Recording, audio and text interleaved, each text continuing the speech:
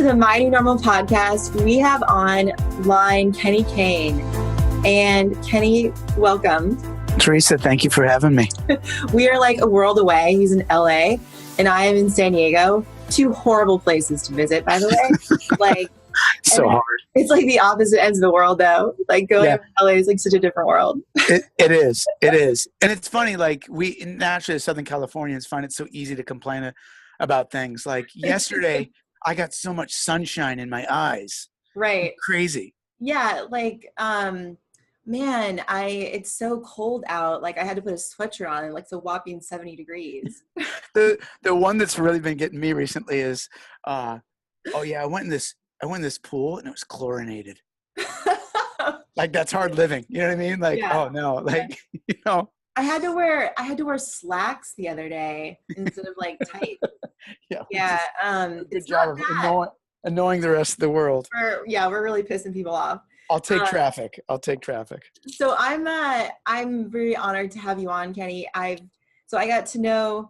heard about Kenny through the Positivity Project that he is the founder of, through my friend Kelly Starrett, through Brian McKenzie. I just kept hearing Kenny Kane coming up, Doug Larson from Barbell Shrugged.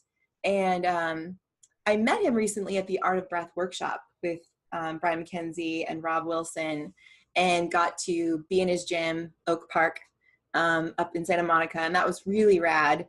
And this guy, like, we're going to put his bio. I mean, I'm doing a whole separate intro on you, Kenny, but we're going to put his bio in the show notes. But he's, first of all, like, minus accomplishments. I mean, I could give a rip about accomplishments, but meeting you in person, like, you are everything people in just calm, cool, collected, humble as heck, like a gentle giant, and completely out of my mind. Perfect. Yeah, completely out of your mind. I didn't see that part, but that's okay. Like I am too. There's craziness in there, right? And awkwardness too. That's a good one. It's always the intros. It's like, So yeah, but I'm glad that you're on because you're also a stand-up comic. You're a previous stand-up comic, so this is going to be great. Yeah. Throw in some one-liners, whatever you want. Sure. Well, you know, there was a high degree of intentionality. Like I retired from stand-up back in 2012, and I've been doing it for 15 years. That's amazing. You know, I've had many great life teachers, and stand-up was literally and metaphorically perhaps the best educator in one thing and one thing alone, and that is failure. Because the level of sensitivity that one feels when what you're doing isn't working, and it's supposed to bring smiles to people's faces, and it's bringing sour patch ripples of anger and frustration. It's a very specific and unique feeling. Yeah. And it's great training for a very unsuccessful life, or at least it teaches, like, can you get up? Yes. Right. Yes, you can. And can you freaking get up? That's I don't think many people have the guts. Being on stage is one of the highest stressors for people. Being in front of people. So, and having to say a joke. Like someone asked me today, what's a joke? And I could come up with one. It took me about 3 minutes to think about, which was, what do cheerleaders like to drink? What? Root beer. like that was my joke. I mean, oh my God, that's great. You know, what's funny is, as a stand-up, I never had like canned one-liners, so that it would always ruin it. So I really enjoy meeting people, and I love like conversational flow. However, my moment of awkwardness always came when somebody goes, "Oh, you're professional? Tell me a joke." And it's like, well, no, I don't really. And then I find I bypass the request and kind of get into, well, first of all, it's not Dance Monkey Dance. So let's get you know, if you're an accountant, I don't ask you to get out QuickBooks, you know, or if you're a dentist, I don't, you know, have you examine my molars and incisors. You know, that's not that, you know, and comedy for some reason just elicits out of its natural, it has such a natural curiosity to people. And one of the things that I have to do on an airplane, Todd Glass taught me this. Todd's a very established comedian, and he's been around forever, and he's really, he might not necessarily be a household name, but he's super respected and known amongst comedians, especially. But he's a guy who's been around forever. He told me at the beginning of my career, because I told him, I said, man, I was on this flight and we were working together at a casino up in Reno. And interestingly, Sammy Davis's old showroom in Reno, which incidentally, when it was his namesake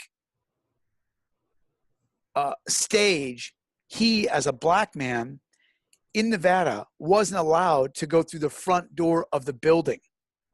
Wow. It's a whole different part of like history and performance and society and culture. What a weird, like, dude, the stage is named after him and you're not letting Sammy Davis come to the front. Like what, like, anyway.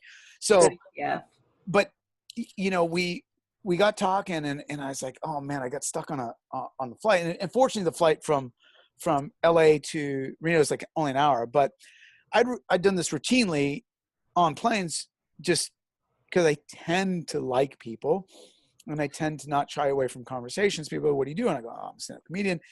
And they go, okay. And then on any flight, you know, you couldn't stop the train of questions that would just inevitably come. And so what Todd taught me is he goes, dude, never answer anybody that you don't know.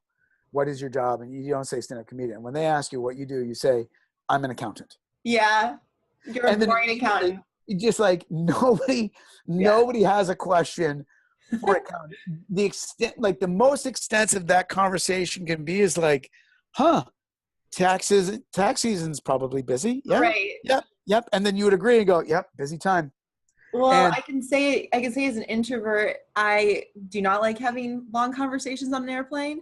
Yep. And so when people do ask what I do, I do not say physical therapist anymore.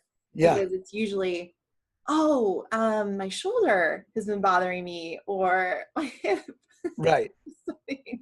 I think we should both change our answer now to topographer. So what do you do? I do topography. And then just see if the person understands it and then let it sit and then go, okay, so I'm a map maker. And just kind of leave it at that. There you go. Yeah. I'm a belly dancer. That would invite a lot of questions.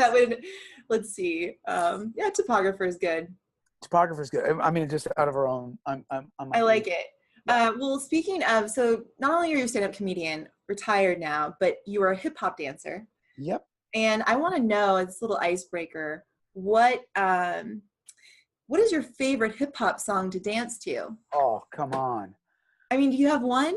Oh. Okay. Hold on.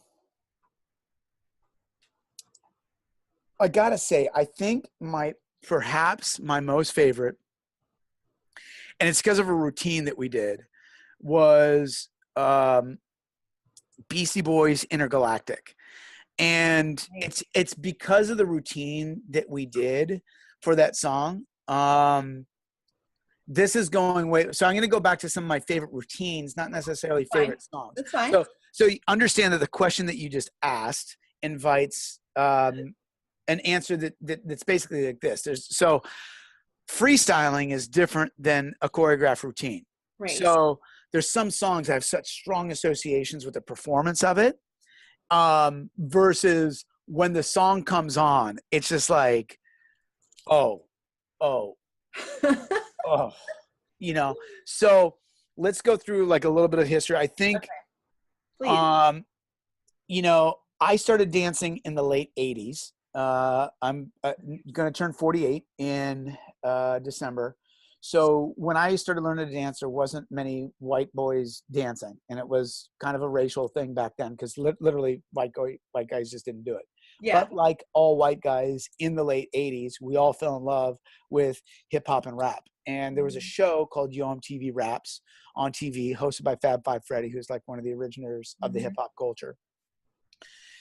Blondie had kind of discovered and popularized him, and he was a spray paint artist, and he got very big in the scene, brought massive cultural understanding to the culture of hip hop and the corners of hip hop, between the beats, the lyrics, the street art, and the dance, which are basically the big four corners of hip hop as a culture and as art. Anyway,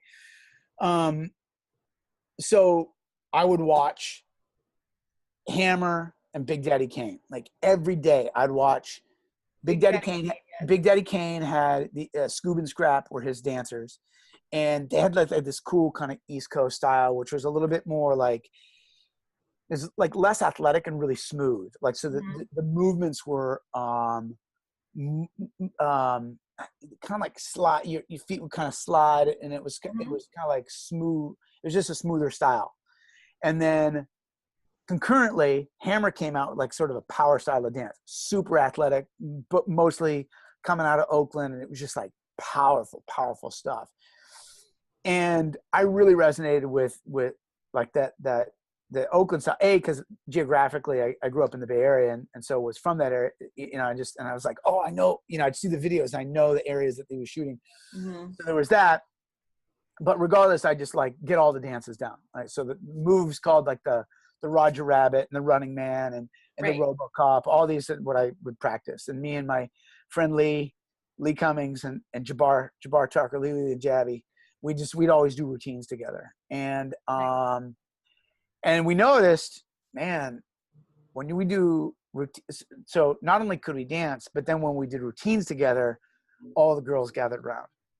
So there you go. So I was captain of the soccer team. Lee was you know, like a all-state basketball player, and Jab was an all-star track athlete and basketball player. It was all-state track, and I don't think it was all-state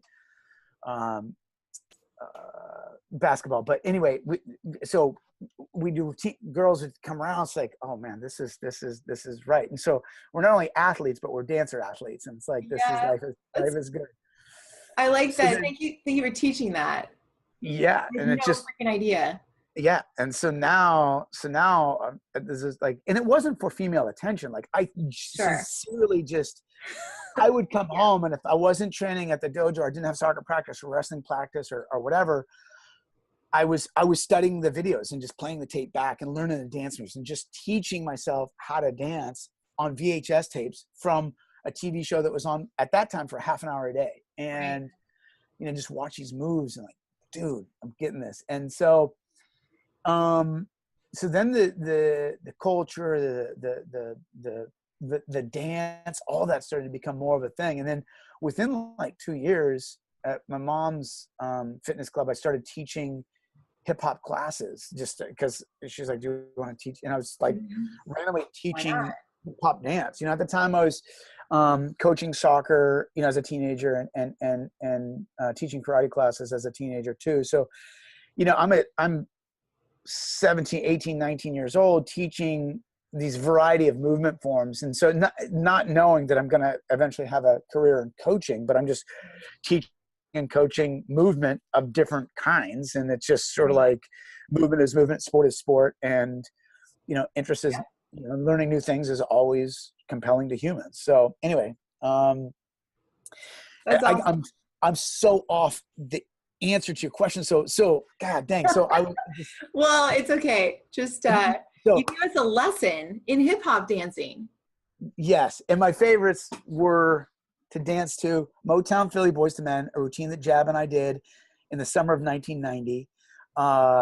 Intergalactic, Dave Schrag and I did an amazing routine in, it was, I think, 1990, October of 98. And then we performed in the San Francisco Hip Hop Fest, which is a pretty big hip hop festival with our troupe out of the Bay Area in 2001. And it was a mix. It was like a Missy Elliott based mix, but there was like a lot of other artists. So those are like my three big artists that I have like super memorable routines to, but there was like 15 years of dance performance that like, and then recently, like if I hear like, Little John, Get Out of Your Mind, it makes me go crazy. Like I feel it. It's just like, yeah, it's in your blood. Boom, get out of your mind. It just makes me, I just feel it. And then still, so that's like more recent. That's like 5 years old or whatever. And then, 5 or 6 years old as a song. And then another, and then Vanilla Ice Baby is just because of its kitsch. Yes. Like I'll just, that comes on at a wedding, and I'll do like all of this, the You're RoboCop. probably the life of the party at a wedding. It's fun. It's like, Yeah. I can wedding crash pretty well. So I think you would, so my husband, when I met him, I mean, one of the things, he's danced salsa. And he was on a salsa team. No Different, way. I met your husband. That's not the first thing I would say about him. No, exactly. But he's really good at it. And for our wedding, we danced to a bachata song at our wedding, and like, great leader. Huh? Do you have a dance background? I do not. Okay. No. I did ice skating for a long time. By a long time, I mean 7 years when I was young, but then I stopped and just did other sports, fall sports. So, okay. But yeah, no, I think you and him would get along. Like he's also a good dancer, in general, like really good rhythm. And so I find he's a good leader, and he makes me look good. Yeah. That's a good leader. Really awesome. Yeah. So, well, okay. So now, I want to get into some meat and potatoes here. Okay. We got some really important lessons in stand-up comedy and, hip hop dancing, which I know all of the listeners will really, really appreciate, because I didn't know those things. Yeah. And you're a topographer, actually. So yes. Topography. So I want to touch upon, so this podcast is framed around, my new normal, which means, we all have many new normals in our life, from having our first child to getting married to loss. Anytime there's a significant change, like we have this new normal we have to get used to. And we find that like there's a positive adaptation that can happen. There's a negative adaptation that can happen. And there's choices that you have, and your body will adapt naturally, but we do have a choice to optimally adapt or not, to maladapt. And with you, so when you were speaking at the, just introducing yourself at the Art of Breath workshop, I didn't know much about you yet. However, I'd heard all these amazing things, and you'd talked about going through loss. And here's the thing, like what I know about leadership and being a leader is that people oftentimes look at me and look at people I know who are in limelight kind of positions, and they think, what could go wrong? Like, what's gone wrong in your life? Like, they don't think anything, they don't see the adversity it took to get there, or the adversity you may be going through, because it's not something you show on a daily basis. But I find that's a common thing. Like with leaders, whether they've gone through adversity or not, to whatever degree, a lot of times the world may look at them like, what could have gone wrong with you? Like your life looks perfect. Yeah. And sure. And so what I've really been drawn to, both in the professional community and in the athlete community, so CrossFit and then working with companies, is that I'm drawn to people who have also gone through adversity, but have like chose to optimally adapt. Right. Like they've gone through these crazy experiences, and yet they're living a happy, amazing life. And while it's not, you're not happy every day or 100% of the time, it's like they've chosen to do these few things that they, after their injury or after their loss or whatever it was, to like help them live a life they wanted to. They didn't go the other way of maladaptation. And even if they might have for a period of time, the reason why we found each other is because of the resilience they gained in their life. So a lot of the adaptive athletes I work with wouldn't have come into my gym had they not been like, I want to do this. Like, I want to get after it again. Or leaders of companies don't really, they resonate with my message because I talk about struggle, and like, that's what's allowed me to, I think, be successful. But it wasn't that way for a little while, but I've chosen to find beauty in it somewhere. And I'm still on a daily basis choosing to find beauty. But with you, you mentioned, you've done all of these amazing things. You're a dad, husband, you have great friends. But you talked about loss, this loss that you had in your life you lost many people in a short period of time. And I'd like for you to tell the story of that, and how, as a business owner, father, what that was like. Yeah.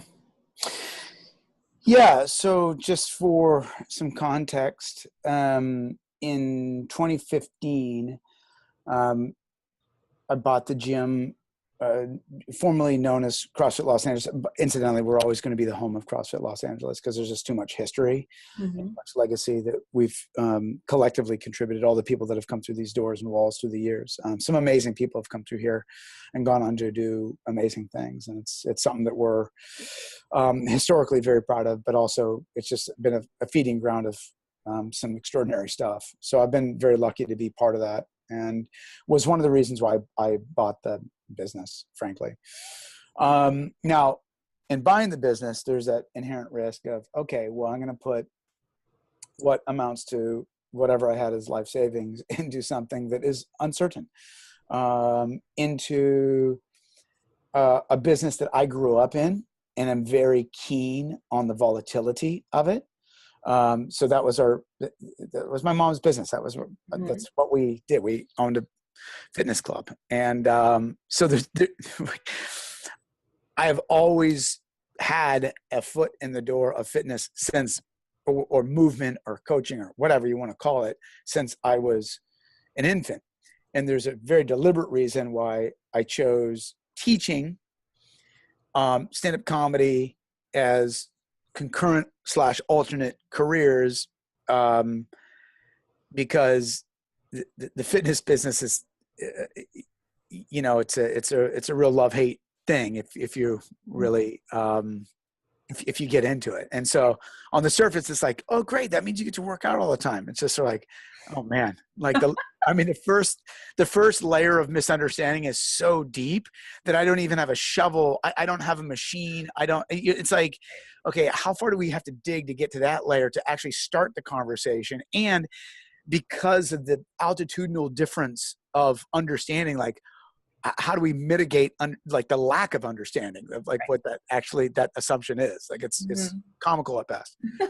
So anyway, buy the business. And then right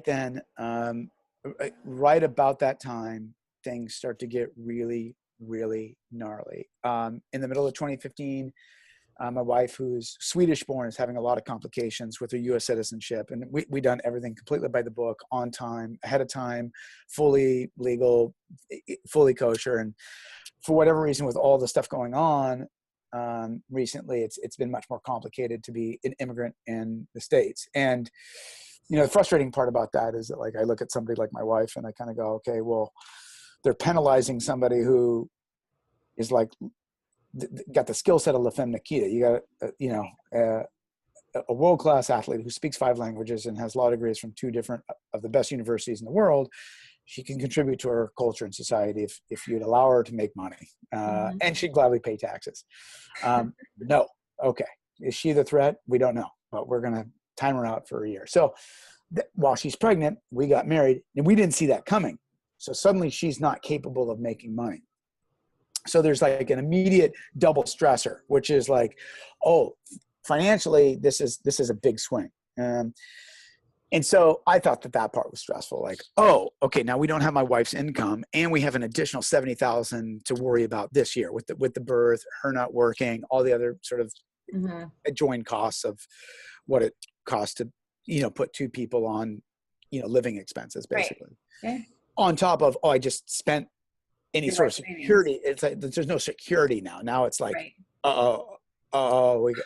we gotta go. Like, so, and I thought that part itself was difficult. I thought, the pregnancy, okay, that was challenging. I'd open a can in the other room and like in the bedroom, we have a giant apartment. My wife would be like, Dad, what are you opening?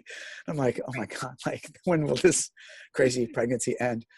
And so like I couldn't eat, I couldn't do anything. I'm just like, I need to eat. And she's like, no, just go away. I'm like, okay. I'll be here when you need. I don't know when or if that is. Like, anyway, do you need to punch me now? Yes. Yes. Okay. I recall being pregnant and how weird. Yeah. Just so good. Anyway, so listen, my wife, as mentioned, is Swedish, so we made the decision to, although we had great pediatricians here and great care here, St. John's, one of the better children's hospitals certainly on the West Coast to have a baby. We still chose to have a baby in Sweden for multiple reasons. So we fly over to Sweden. She's there for the summer. I come over for the birth, and 48 hours after our son Thor was born, my mom passed, and I get a phone call from my niece just shortly after we get home, and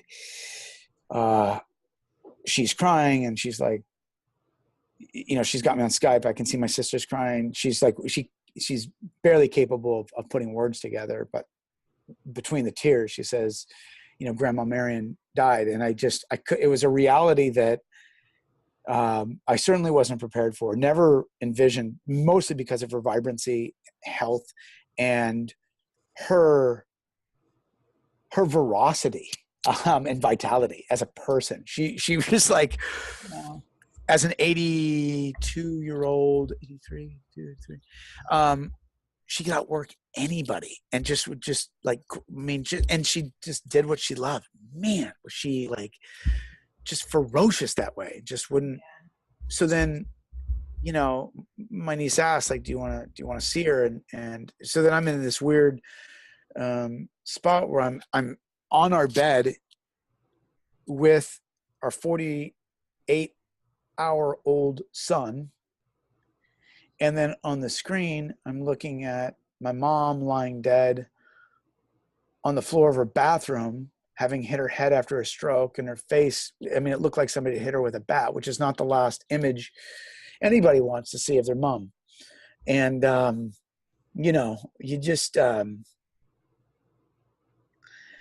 the range of humanity experienced in that 48-hour period, and symbolically, it started what I didn't know would be a couple of years of very hard decisions to make, meaning anybody in that situation is immediately faced with an interesting sort of problem. Do I fly home and be with my family, or do I spend time with my newborn? Right. And so, you go, well, he's healthy, he's strong, he's got love and support. The rational thing to do is to go home, and there's no right in this. Can I do anything? No, she's dead. And I flew home, and then the sort of compression of the financial reality concurrently hit me, which is to say, we were challenged as a family financially, just by the circumstances that were completely outside of our control. And then when I was there, I got a call to do some announcing for, I remember this, like the Grid League. So then I'm back home on, it would have been let's see. I fly back to LA, then I fly up to Northern California for 2 days.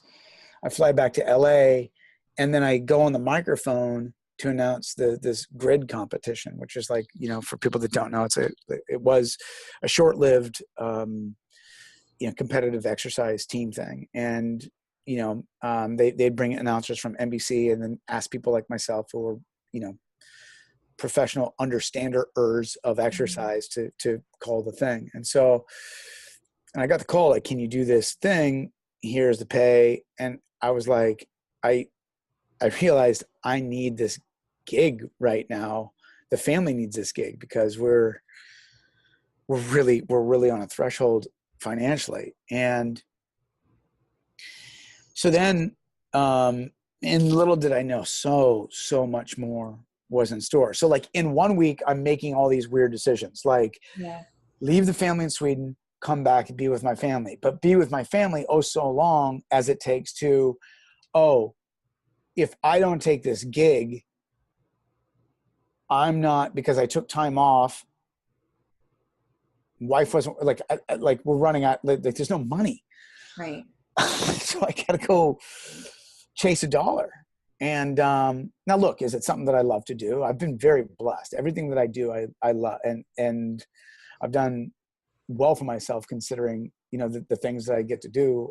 I've always been very passionate about, like, how fortunate is that. Nonetheless, these gnarly life decisions are getting just like, choose it, you know, red pill or blue pill. And it's just like, man, it like every day was red pill or blue pill, Kenny, red pill or blue pill. Hey, Kenny, red pill or blue pill, because more and more people started to pass away. And in October of that year, my high school soccer coach, a very beloved, amazing coach that led us to a state championship, passed. He taught me so much about life.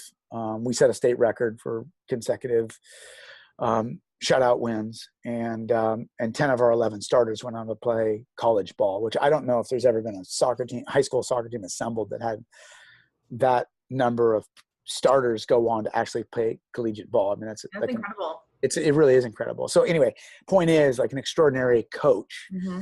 And, you know, who were my power symbols, coaches, you know? So he passes. And then this whole fall, my dad's health is just completely falling apart. I'm watching what diabetes can do firsthand. And you know, like, parts of his body are getting chopped off because he's making poor life choices. And, you know, he's getting infections in his feet. And first it's like a toe, then it's part of his foot. And it's like slowly chopping limbs off. And then the infection gets worse. The medication doesn't work. He's losing sort of life vitality. And, you know, he's telling me, well, Kenny, I want to go home. I'm like, Dad, you need care. You got to go, you know, you get in these, when you're alone, you eat a bunch of sugar, and then you start to go above 400, 500, you start making really bad choices. You lose consciousness of, like, reasonable thought. And then before you know it, and then there we are, me and my sister's like cleaning up his apartment covered in his own feces, because he decided not to call anybody for a week and just doesn't know to take his adult diaper off. And, you know, so it's just like, okay, well, that's happening. And, Dad, no, you need care. And so, and everybody in our family is devastated at this point. Like, you know, my oldest sister is not capable of taking it. My two youngest sisters they're in like a life crisis mode to begin with, let alone like being able to responsibly help this scenario per se, to take him in or whatever. So, you know, we're just like, Dad.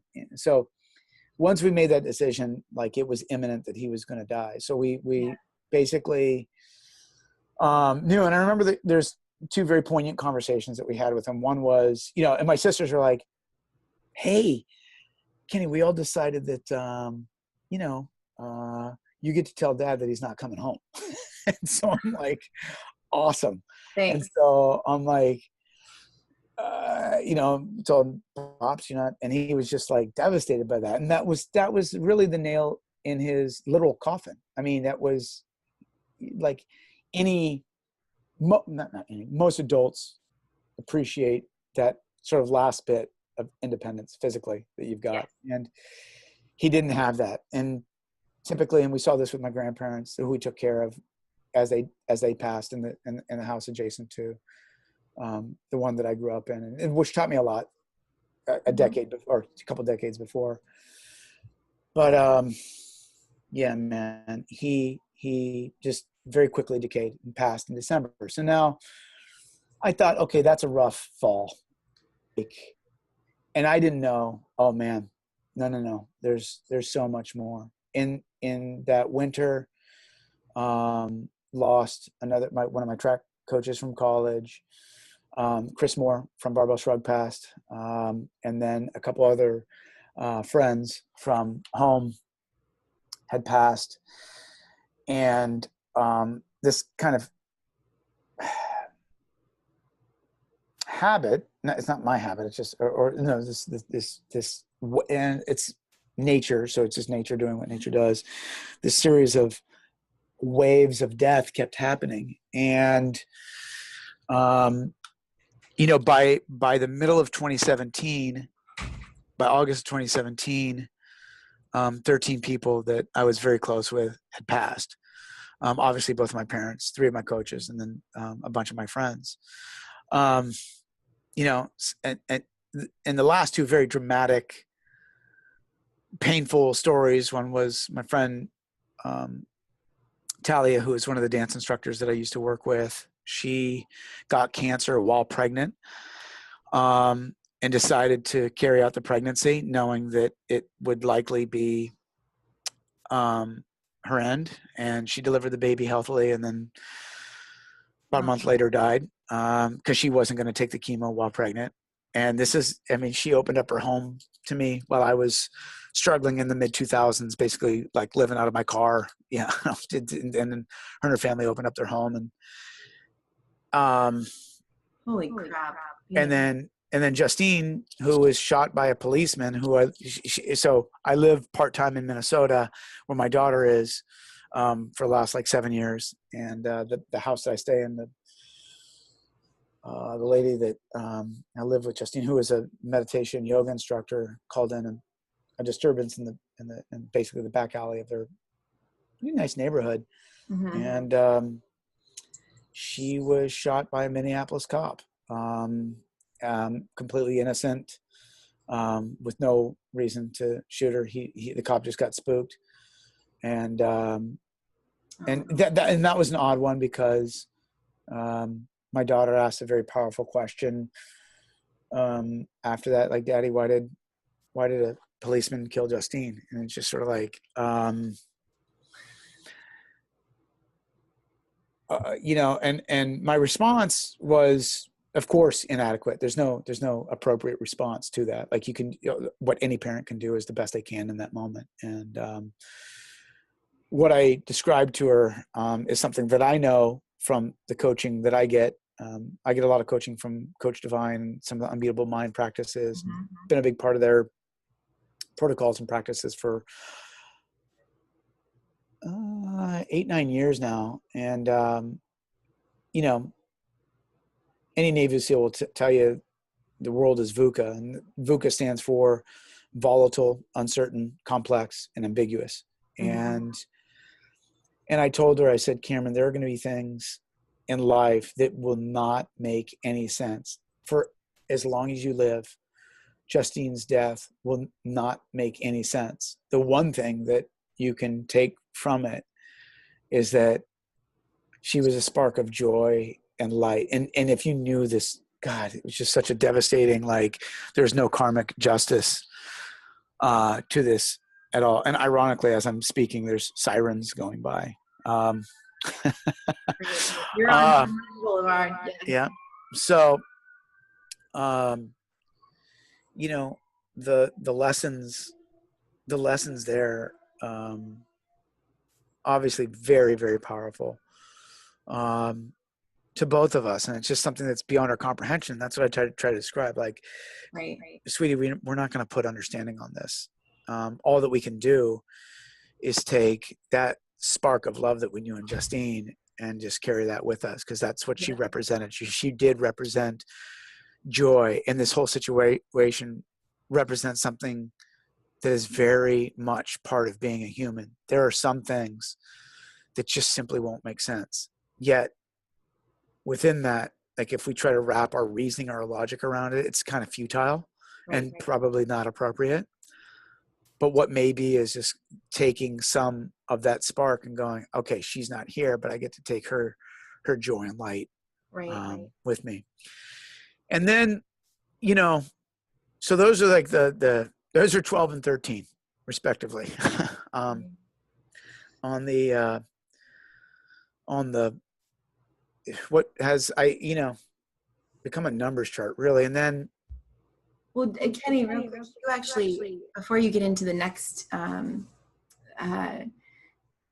what you were going to say next, what you said about letting the spark live, like taking someone's spark and making it a part of your life. That's been a big thing for me. My father was a pastor and passed away before I had my son, a year before. But like, the one thing he would say at funerals, because he said a lot of funerals, was the way you can keep someone alive is to find the character traits that really got you going and apply those to your life and live those. Yeah. And so I think that I just wanted to stop you for a second and say that, because that's a really meaningful way to keep someone alive.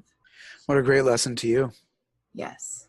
So I mean, for Justine, and I know your mother was your first coach and like huge in your life. But for all of those people in your life, my gosh, like that 2-year, 3-year period is indescribable. Yeah. And I thought it was over. And then, It wasn't. And then the fires in Northern California hit last October. And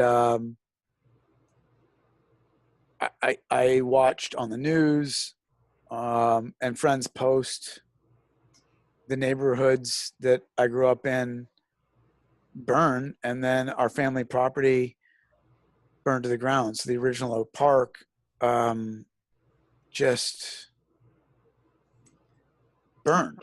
And there's something so final about that I mean, it's just like, it doesn't matter if I want or don't want closure. It doesn't matter if I'm good with things or I still need to work some stuff out. It doesn't matter. It's still it's nature doing nature. And you know, and so I went up, and it took me months to go up there. It took me almost 9 months to have the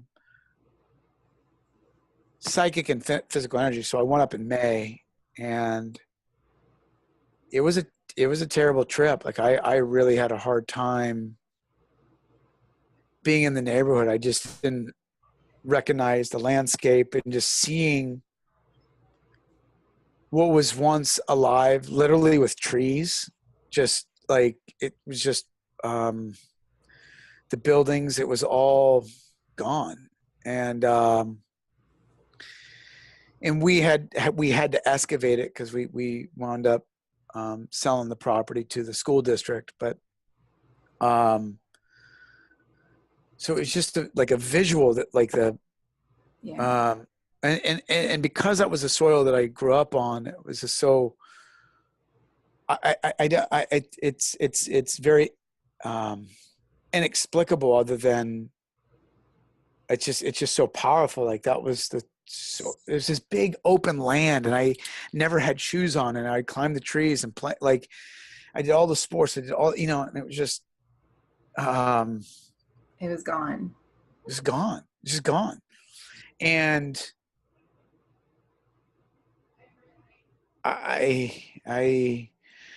you know, at that point, all the fight. So during this time, there's like the natural, like, thing in me, which is, okay, you can get up, get up, get up, you got it. Yeah, it's not pretty. You're sleeping. Now you've got 2 children. So in this timeline, also had another kid.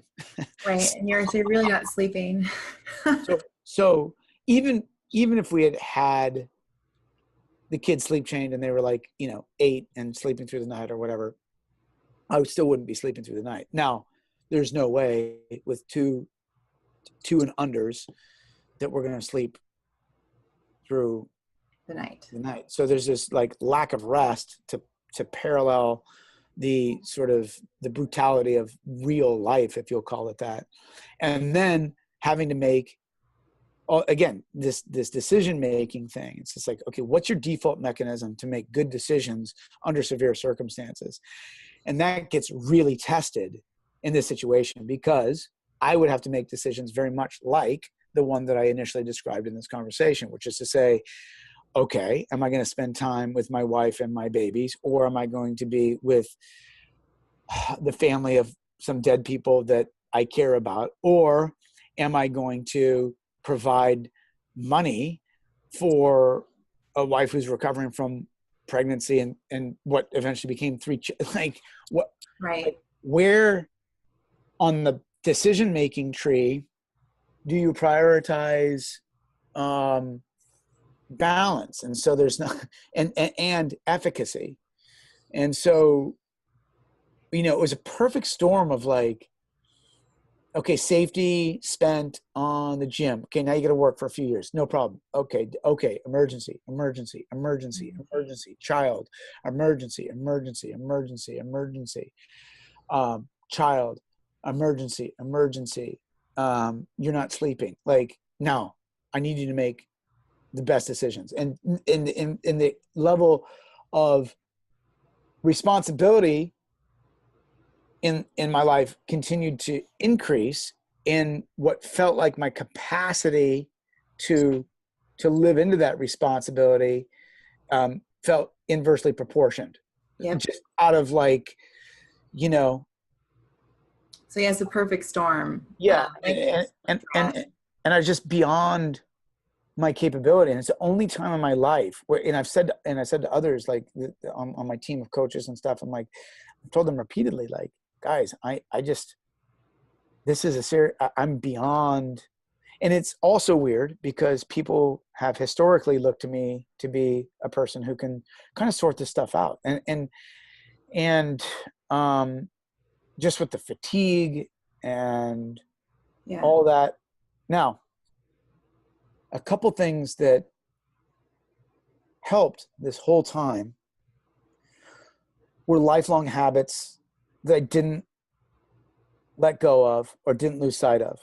And breath being central, a movement practice being central, and writing in my journal, not to be published, but just for you, for me.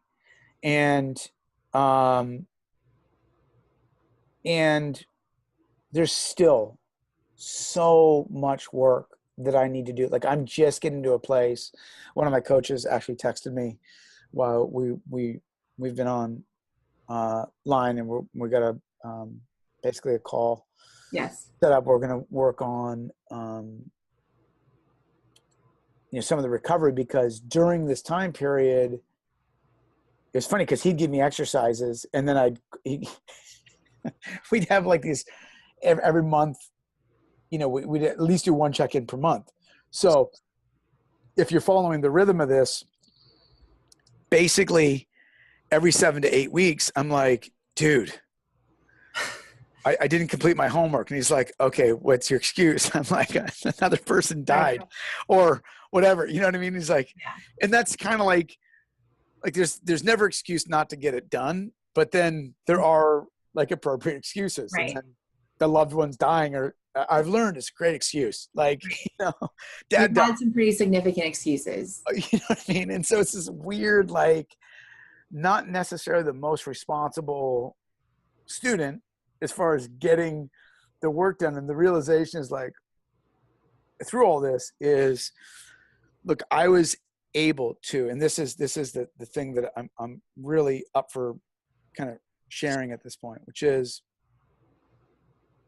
definitely the things that got me through this are not the things that are going to allow me to grow from it, if that makes sense.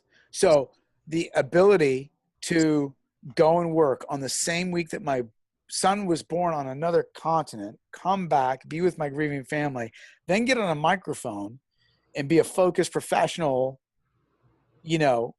getting paid good money to talk about exercise, like, all within that's a 5-day window. Yeah. And basically those couple years look like that. I had to generate real value. I had to, without equivocation, there was no space. I have 4 dependents basically for the last couple of years. I mean, Char went through 2 pregnancies. So there was like and then the recovery from both of those. So, like, even though she's back on track and was able to work, then there was like the pregnancy, and so there's that. So, okay, we'll just agree that I'm going to grind it out. But within that, there's I'm grinding it out, and off of what? Like, what fuel is in there? What restoration in there? And it's just like, what's in there is grit. What's in there is the ability to stand up and keep fighting. Yeah.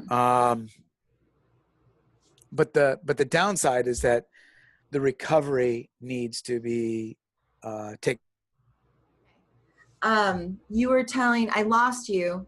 Internet connection sometimes drops out. So. Right. That's okay. One sec, Kenny. Hold on. You were talking about just like surviving for those and having 4 people depending on you and just grit getting you through. Yeah, so that's helpful in scenarios like that.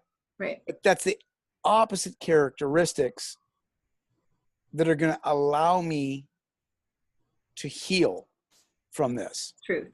Yeah. And I'm really, at this point, getting comfortable with that idea of, hey, look, that's a great tool set to have when you're really against it. Stand up and keep facing it and just keep facing it. Now, the backside of that is, okay, now I need some real recovery. And, I don't underestimate that I shoved some stuff so far under rugs for, now 2-3 years. My mom, it's been over 3 years since she passed, and that started the whole thing. Like, okay, I'm going to need to sort of go back and clean the sort of emotional closet here, just to grieve. Because there was a point, Teresa, where I stopped feeling when I would get calls when people died. Right. When was that? When was that for you? Probably about the middle of 2016, I think. 2016, yeah, probably about the middle of 2016. Okay.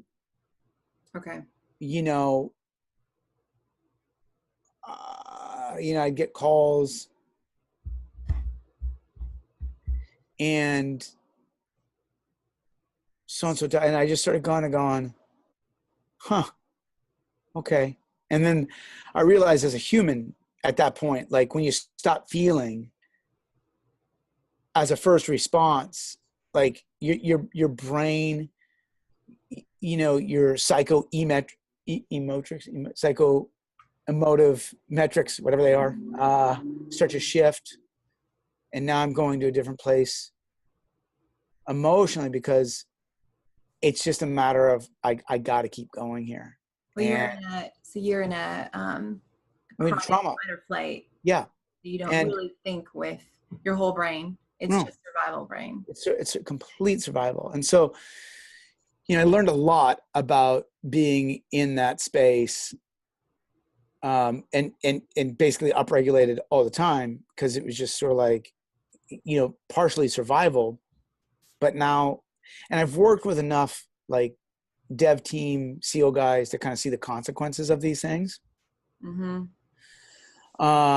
Firsthand, because it's what they often, they don't come to me for that. There's a brain treatment center around the corner. So I see a lot of guys who have either retired or they're between rotations, and they'll come and see me and just to work on some stuff. And I'm kind of I'm sort of identifying with some of them, because it's like, yeah, okay, these are guys I've helped, but some of the things I'm helping them with, I need myself. And I just need myself. And what were some of so Kenny, what with this fight or flight, so you're in this constant survival mode. And one thing I've learned after going through some of my own loss is like anchoring down. But that anchoring down doesn't mean work's going to get done. It just means you're going to use grit. You're going to get through. You're going to make decisions the best way you can, maybe bounce it off someone you really care about, but like just get up every day and do your thing, but know that it will pass. For you, it didn't pass for a couple years. And now you're coming out of this, somewhat this stage of fight or flight. So what are the healing things? What are some of the healing actionable things you're doing now? So interestingly, not much different than what I've done historically, which is to say, continue with the breath work, continue with the jotting of ideas, the writing, And it takes two forms for me. I do this thing called 750 words. I've been doing The Artist's Way since 95, 96, which is a book I recommend to everybody because it's just like, it's basically writing therapy and creative therapy. No matter what profession you are, it's like, it's just a helpful technique. And, yep. and then I also have a notebook where all my sort of ideas get created. So I've got a closet full of notebooks. I've had that habit for a long, long time. And in the sort of consistency of that, the ideas continue to get put down, often not in organized form, but just in enough form to, give me some creative life, because, all of this stuff is very rich soil to continue doing what I'm doing, which is like teach and lead. And, and then also, like, recently I had an executive client and this guy's a beast of a human. And he had a gnarly 5-month run. And in that time, millions of his dollars were compromised, and he was slammed up against the wall, and he lost. Similarly, he had like 3 deaths in about 4 months. So it was like an interesting kind of time for him. So like he's grieving, and simultaneously the business is getting slammed. And what has now happened is that our trust bank account has deepened because he was witness to me going through all this stuff, but being very consistent with the work that we were doing. Mm-hmm. And so the big sit down that we had about a month ago, it's a 2.5-hour conversation in this room here that I'm sitting in. And we just said, look, you've fallen off a bike. And that's I say that a lot now with especially my clients that are like, they really go for it with life. And we have a lot of those people at this gym who are like, they're beasts. They're world beaters. They're not people who are posting about it. They're out, doing it. And, that's good. And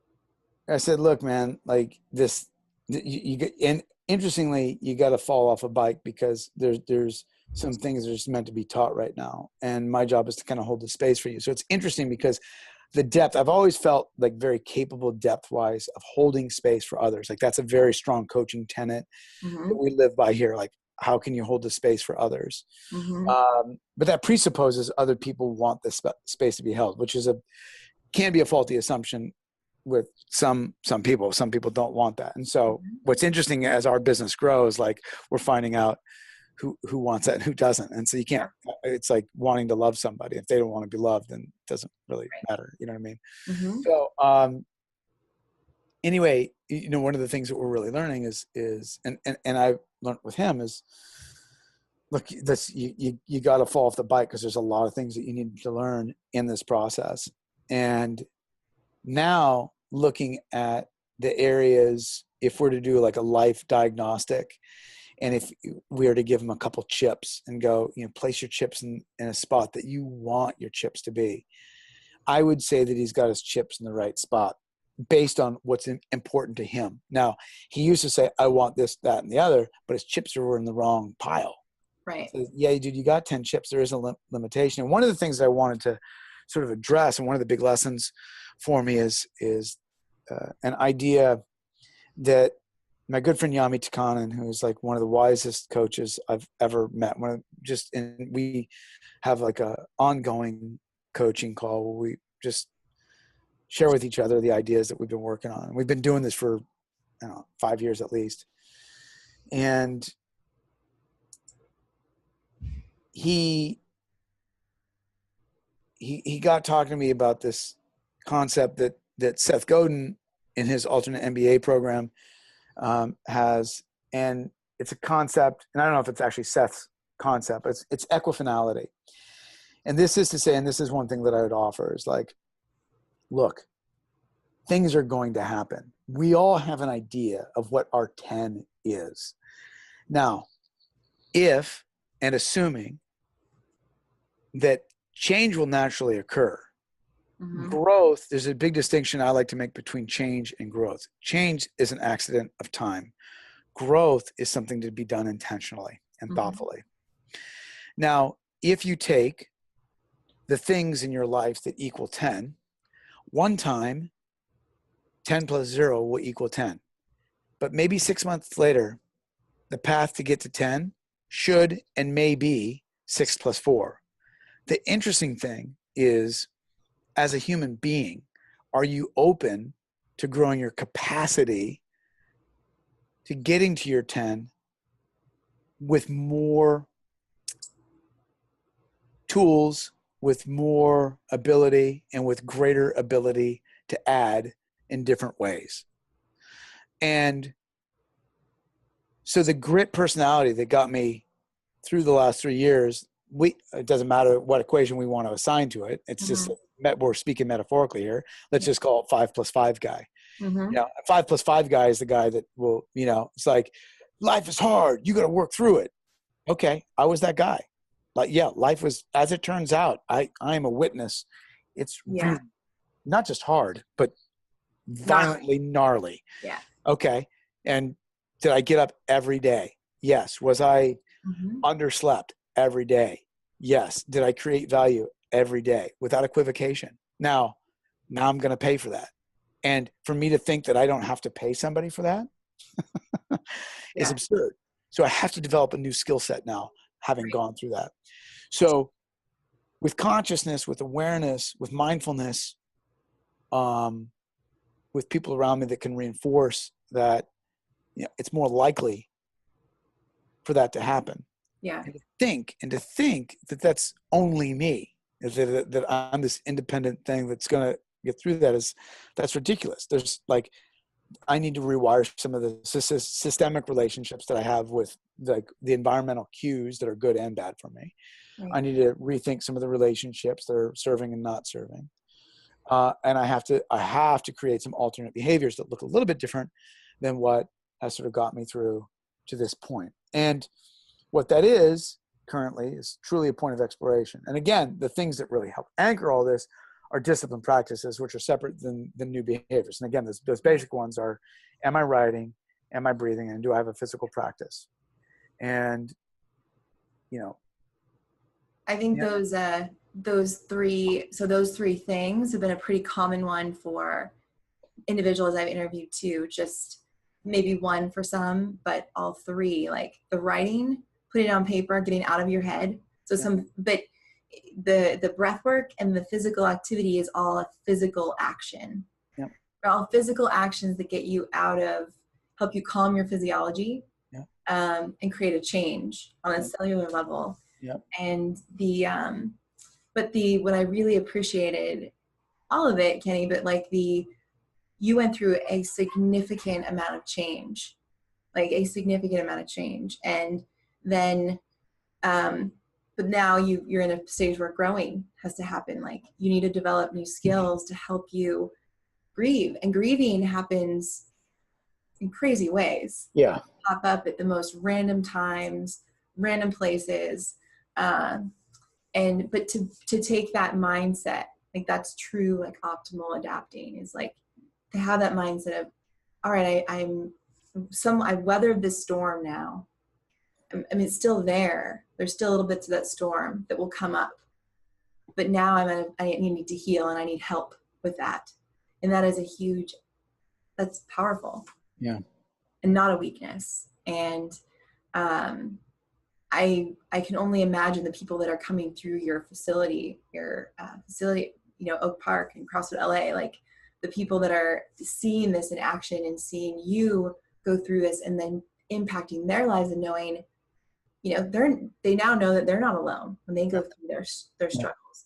And to know that, I don't know if I'm sure there are times when you felt like you were alone. Like, what is this? Oh, yeah. Is this really like Yeah. This is what's happening right now. Like, could it get any worse? Yeah. It did. It kept it did. It just kept getting worse. And that's why I told you about the Book of Suffering, man. Like that one was such a good read for me. And like, I will go back to that because it's written from, Buddhist principles as well as godly principles, like the two that go back thousands of years. Well, one of the things that really struck me, and this is part of my growth, like retiring one part of myself and opening up another. And one is like, look, I've generally, if you look at like the general history and trajectory that I've been for other people, it's like, generally a source of light for most people. But in the last couple of years, that hasn't necessarily been the case. Maybe that's a separate conversation. But one of the things that I've learned is that I used to have this like fascination with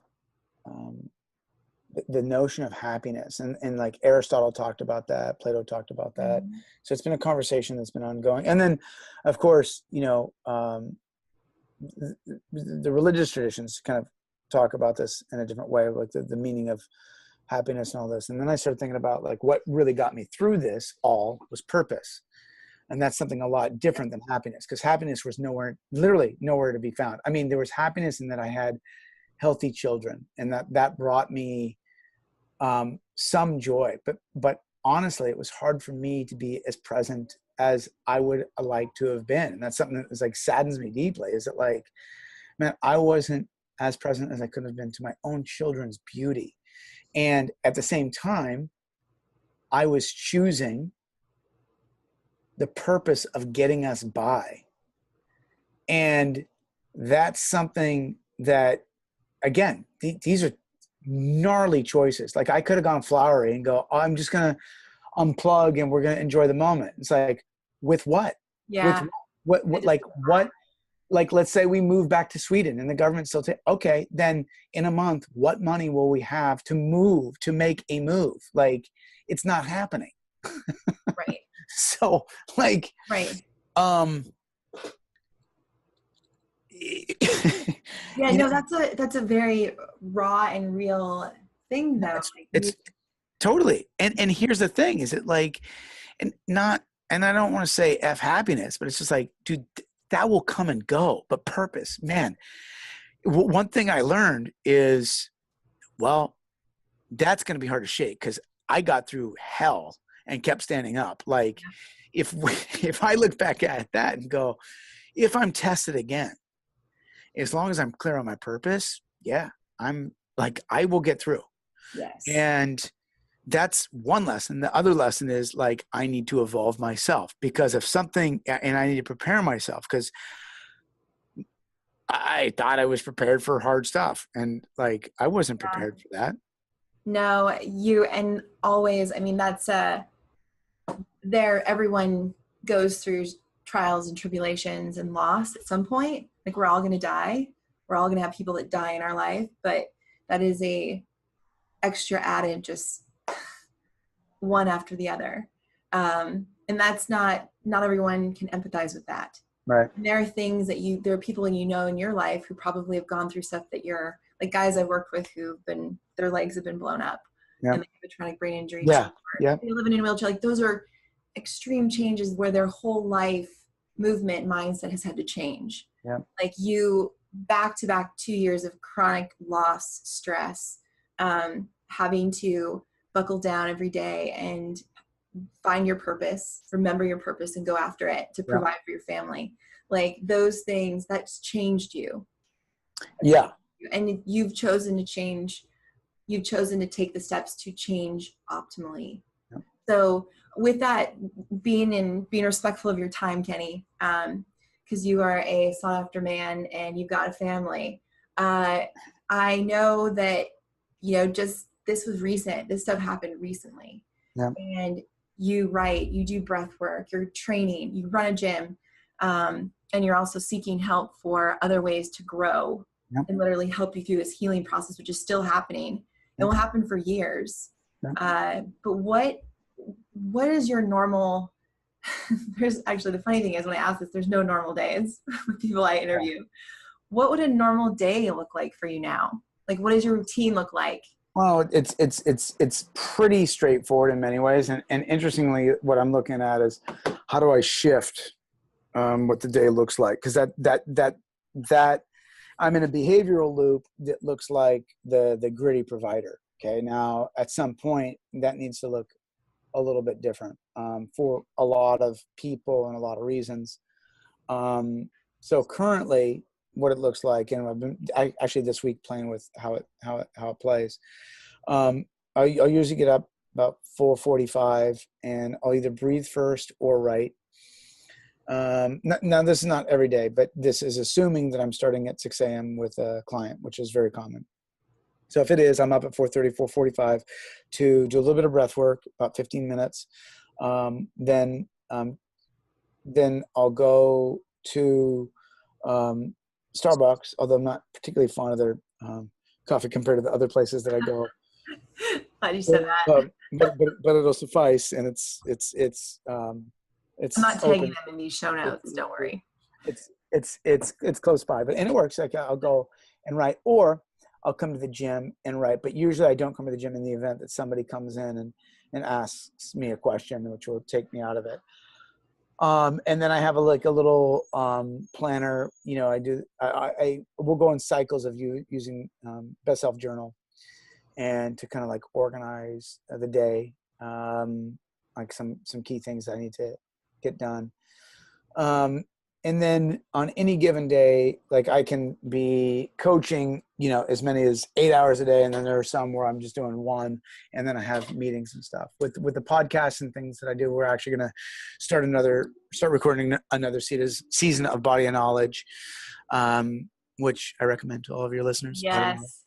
So Dr. Galvin. Yeah. It's we got off the phone a little earlier, kind of talking about what season 3 will be. Very excited. We're going to start recording in about 3 weeks. You know, then we have a lot of team development around here. We have 2 hours a week of coach development stuff that we work on per week. And then we have monthly meetings as well. And then in addition, I'm writing articles currently to chronicle some of this sort of deeper coaching stuff. So I've been working really hard this kind of summer and fall on some pieces that will soon be public on spaces like Train Heroic. We've got a couple articles up there, but some of the better ones, more complex ones, are going to be coming up, and we'll also be posting those on our website and on the Body Knowledge website as well. Okay. Nice. And then now, and then I'm frequently, and then so I'm up in. Yeah, and then sometimes I'm with clients up in Malibu and training with Laird and Gabby and up at their place and some. Yeah, I'm all over. So it's not like there is, but it is and it isn't. You know what I mean? Yeah. So yeah, it's a lot of, you know, usually it's like, you know, somewhere between 10 and 12 hours of work related stuff. Always time to train. No matter what, there's always time to, like, there are days that I take off, and I'm very deliberate with, you know, getting adequate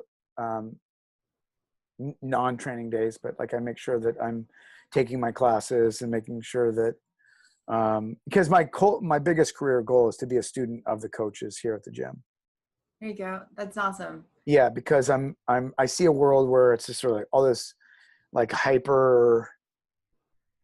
Okay, well, I'm doing my elbow accessory work and this and that and the other, and like, to me, that's like I get a charge out of being with other people, and what I'm mostly after is broad general capacity. So I am doing a competition in January, which is the first time I've competed in years. Nice.